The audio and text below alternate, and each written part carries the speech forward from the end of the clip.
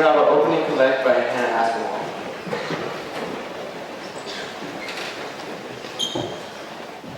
For those of the armed forces of our country, let's pray. Almighty God, we commend to your gracious care and keeping all women and women of our armed forces at home and abroad. Defend them day by day with your heavenly grace. Strengthen them in their trials and temptations. Give them the courage to face the perils which beset them, and grant the sense of your abiding presence, wherever they may be. In your holy and righteous name, amen.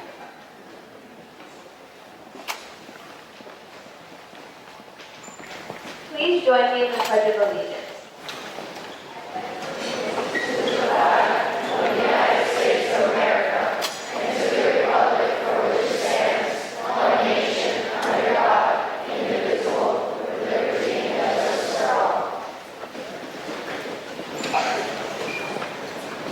Please join me in the honor code. As a member of the Trinity School community, I acknowledge and confirm my duty to act with honesty, integrity, and respect in all aspects of school life, and I expect all others to do the same.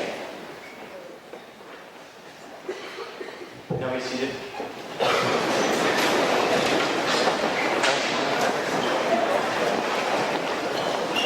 I would like to now take the time to recognize our veterans that we have present here today. John Griffin, Lieutenant Commander, United States Navy.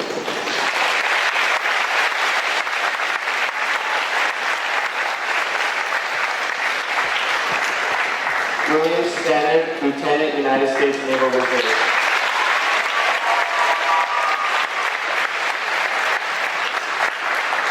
The Right Reverend Calvin Schofield, retired Navy and Naval Reserves, 30 years of service.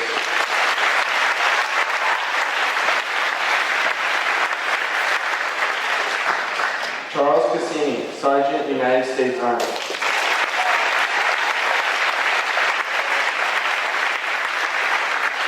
We will now have an introduction for our speaker by Marcus Pratt.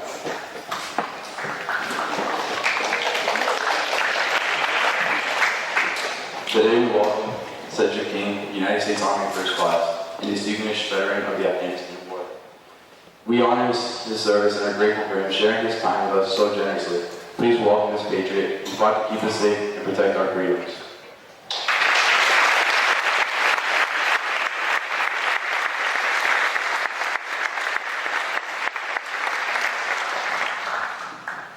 Thank you so much for having me today. I want to just take a seat here for a second.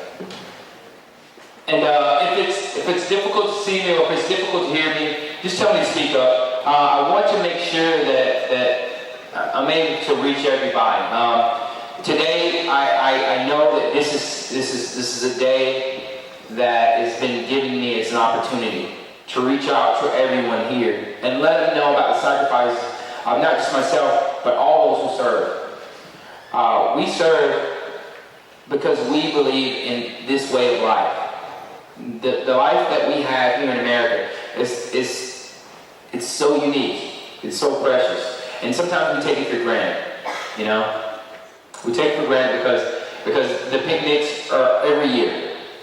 The basketball games are every weekend or every Friday, or the football games are every Friday.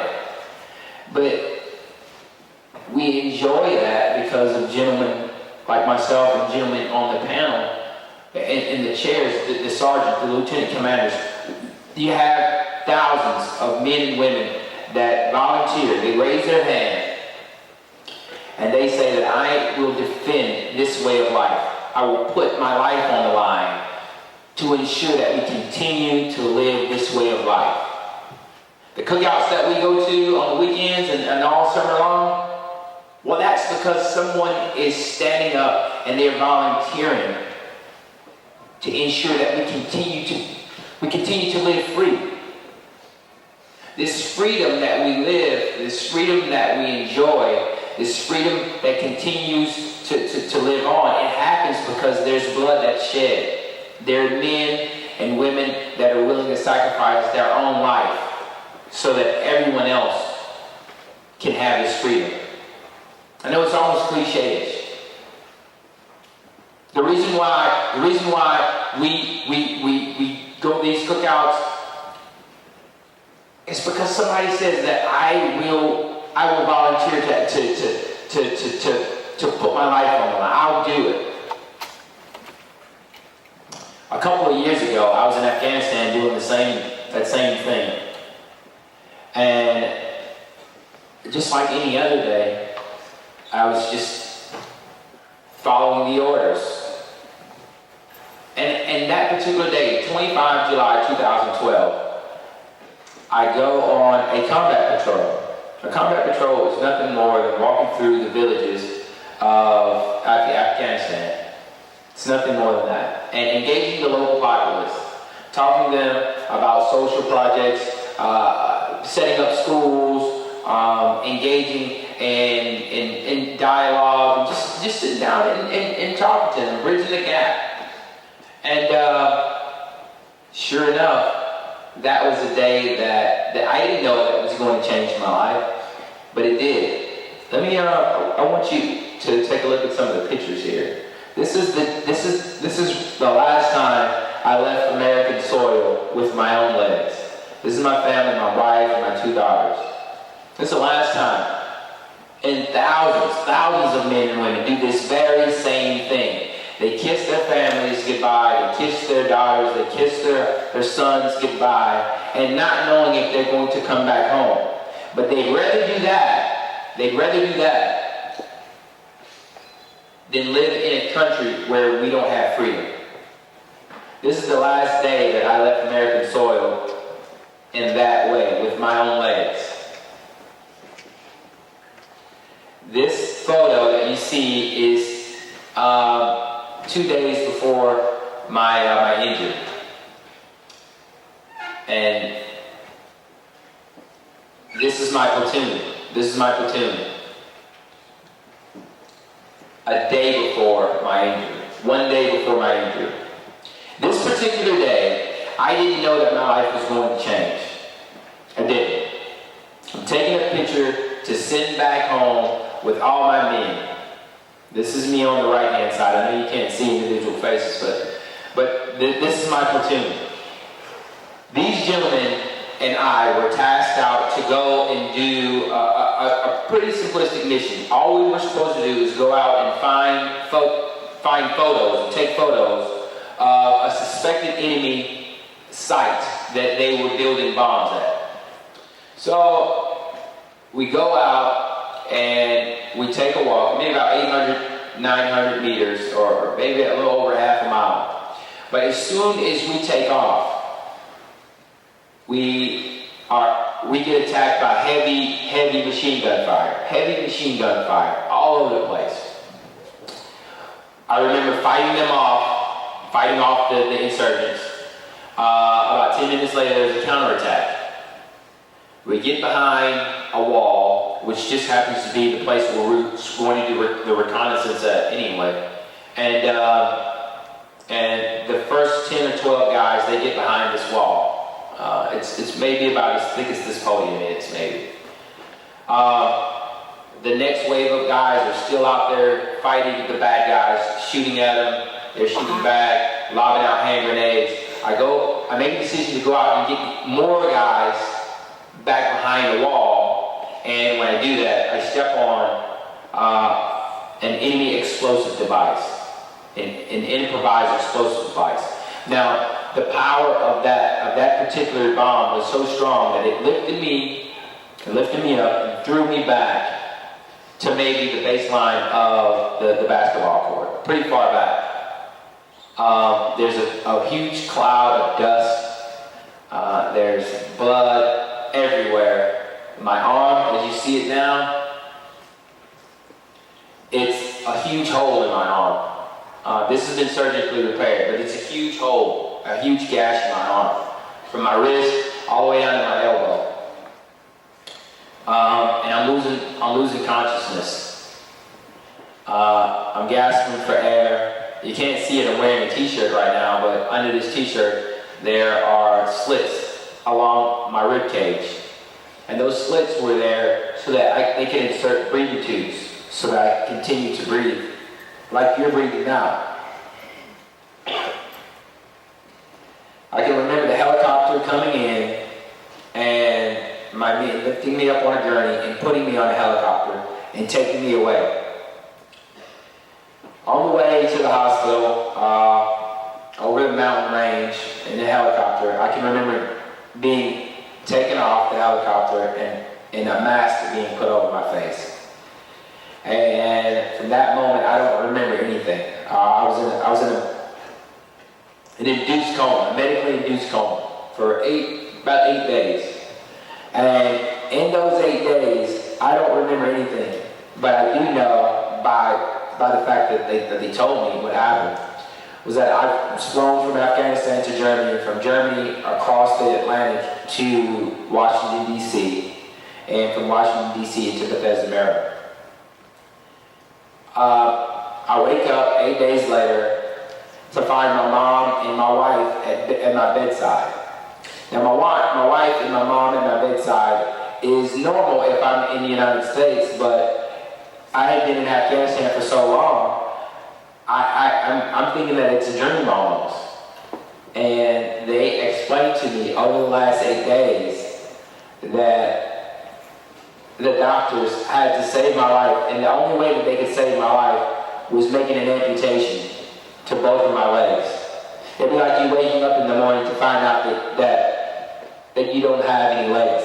Or it'd be like waking up in the morning to find out that the parents that you thought were your parents are now gone. It's horrific. It's horrific.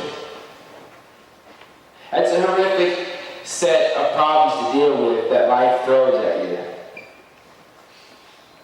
I don't know how life doesn't give you a handbook and here's the how-to version of how to navigate through life's trials. I don't know, and I'm learning it right now. I don't know.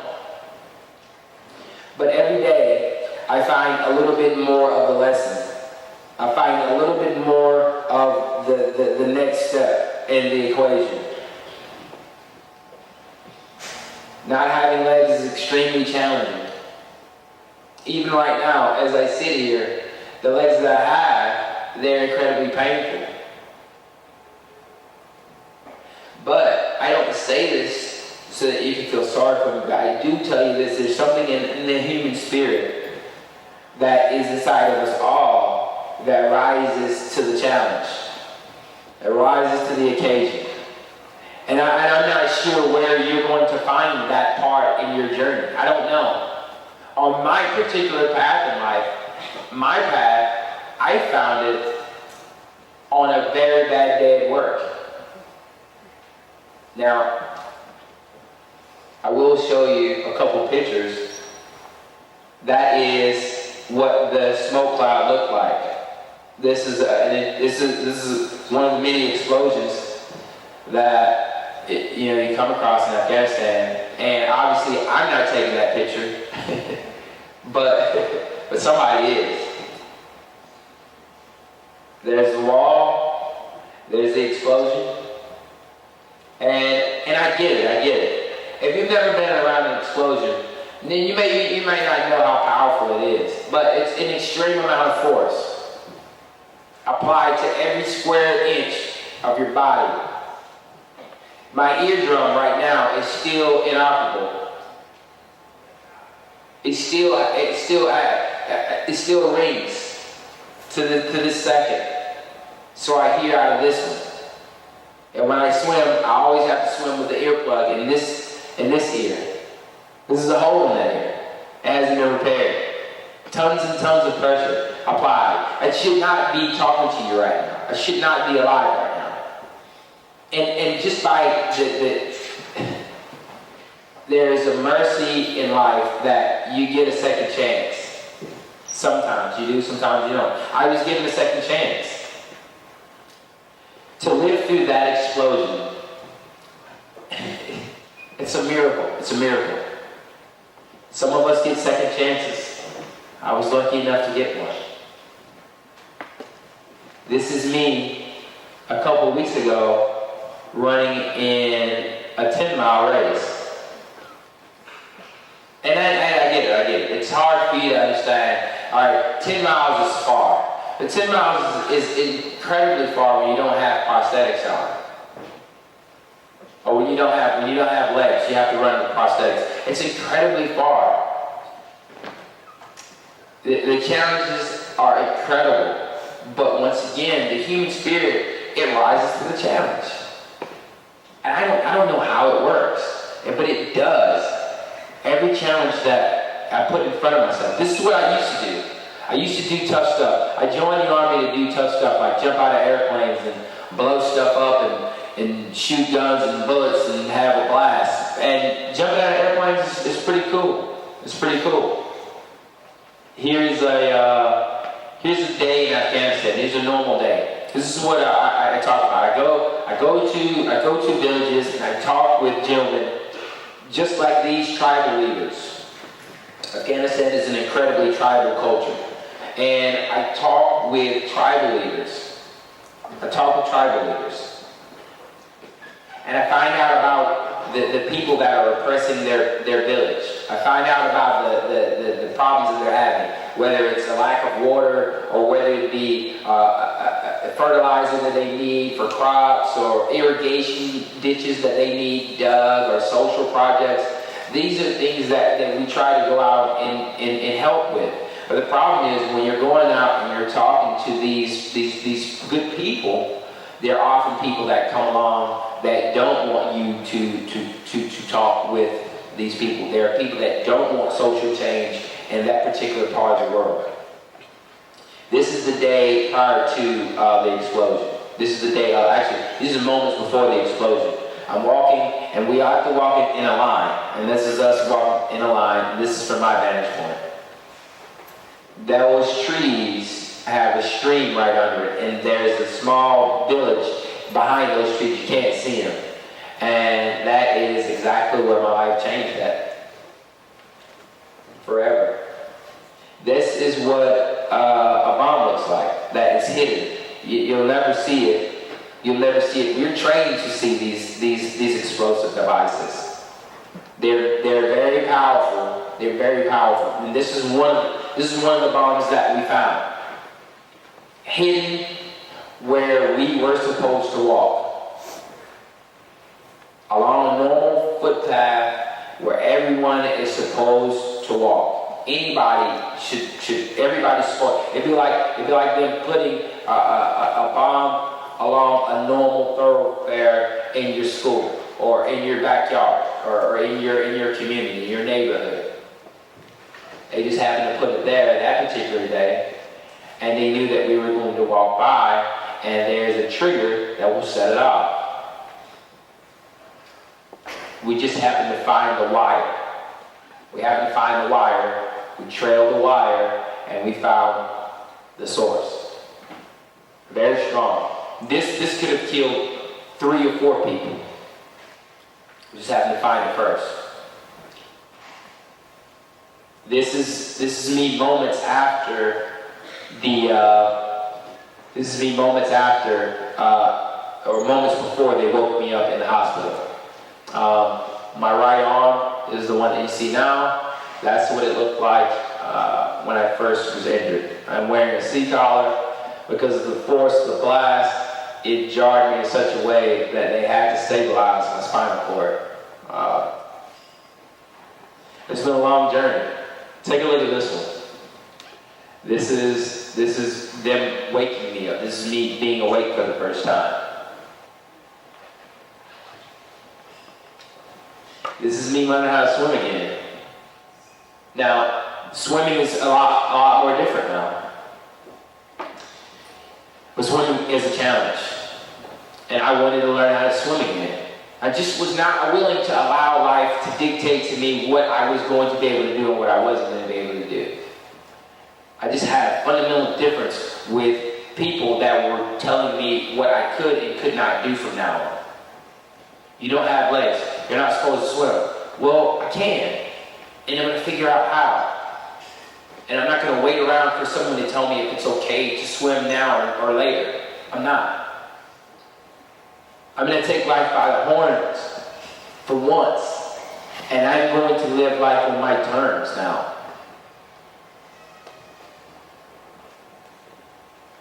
I'm going to learn how to swim. And I'll look funny trying to learn.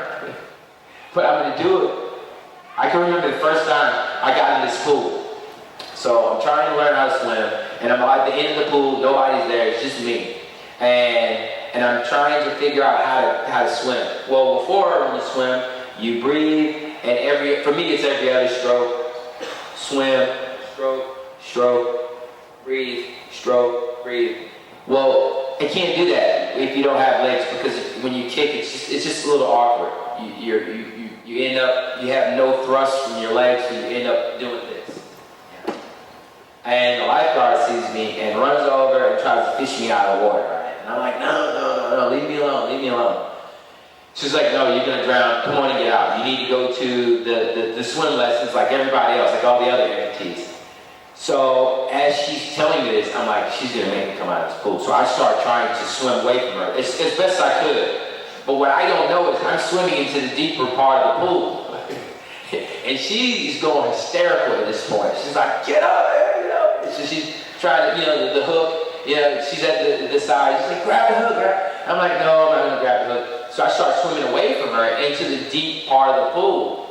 And now, I don't know it. I don't really realize it. I'm just trying to get away from the lifeguard. But I'm actually learning how to swim in that particular moment. In that particular moment, trying to get away from this lady, I'm actually swimming for the first time. A little bit of stimulus, but nonetheless, swimming. And it looked funny to her, and it looked funny to me too when I look at the tape. But it's just one of those things. Life gives you challenges. Life gives you certain things that come along and they challenge you, but it's not meant to hurt you. It's not meant to hold you back, but it's actually meant to propel you into your path, onto your path. All of us have different paths. Your path might not be an IED. Your path might be there's a teacher that's mean, or there's a problem at home. There's an issue that you're having and you don't know how you're going to get through. There may be depression. Whatever it is, life is giving you a certain set of problems to deal with. And that's just your path. And it's not unique just to students. It's unique to us all, adults included. That path isn't meant to hurt you. It's actually meant to propel you to the great things that life has for you. But you'd miss out on them if you had a choice. If I could go back and I could dodge that day, I'd do it in a heartbeat. I want my legs back. I want legs just like you guys have. I see everybody's legs here and I'm like, wow, it's pretty cool. It is.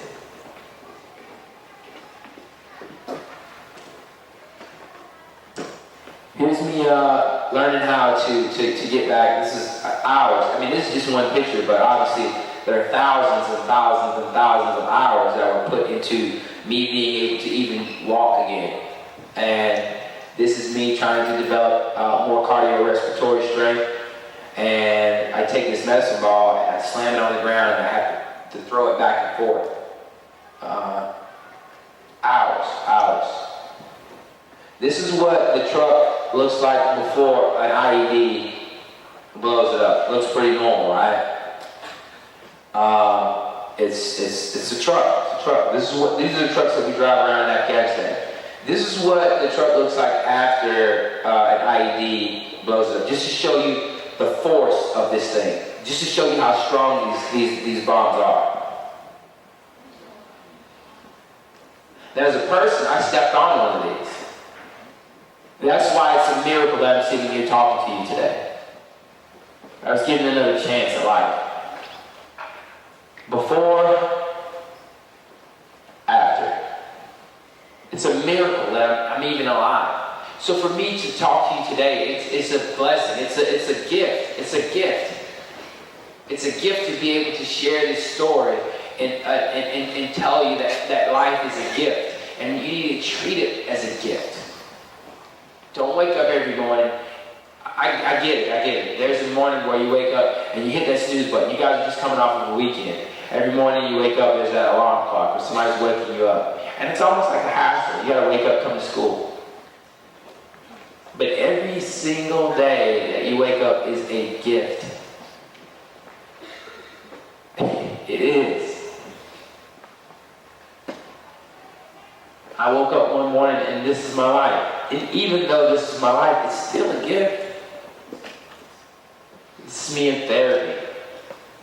These are my friends at my bedside. These men had been injured as well. And they came and checked on me. And this is one of the proudest moments since I've been an amputee. 19 months after that, 19 months later, this is me finishing the Boston Marathon in Boston, Massachusetts.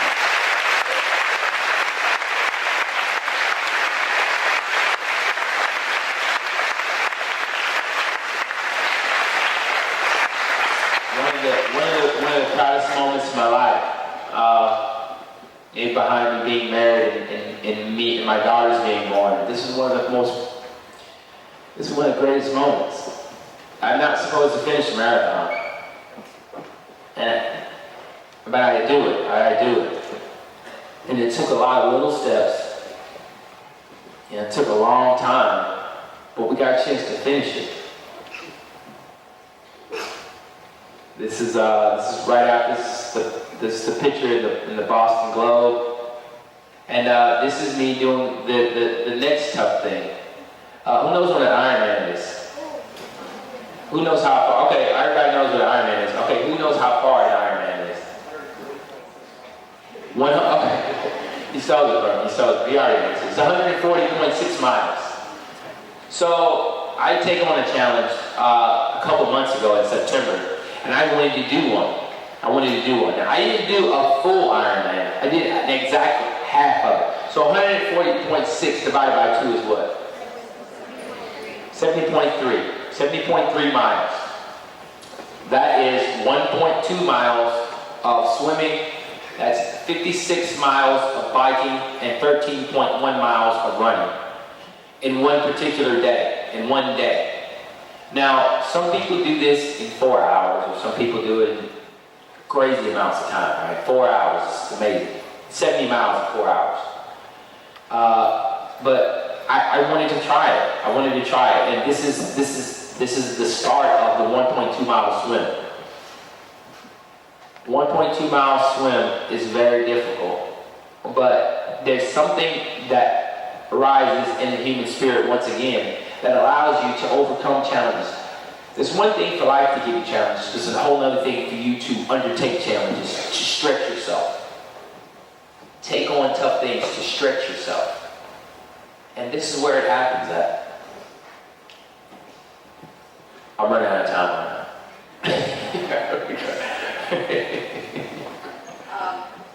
But I wanted to make sure that they knew, I hope everybody can hear me. I wanted to make sure everybody knew that period D, Cedric has agreed to be in the lunchroom for the middle school, and period E too, so that they can come and ask you specific questions and get to know you a little personally, one-on-one. Unfortunately, I'm very, very sorry, but no, but I don't know how to express our honor, our love, and our gratitude to you.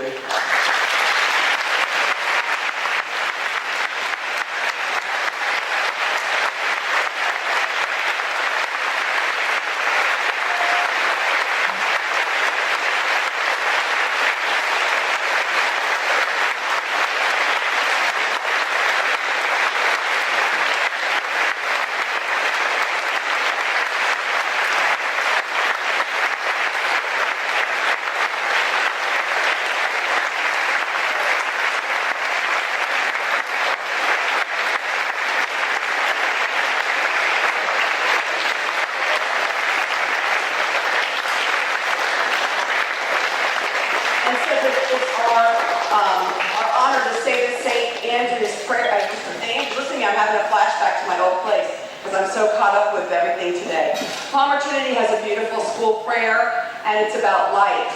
So Emily's going to come forth and do it, and I just want you to know that you are the light of our lives, and the fact that you've done this, and the fact that you went on to Boston and done the things you've done, you are certainly a light in this world. So, Emily, will you lead us, please? Please join me in the school prayer.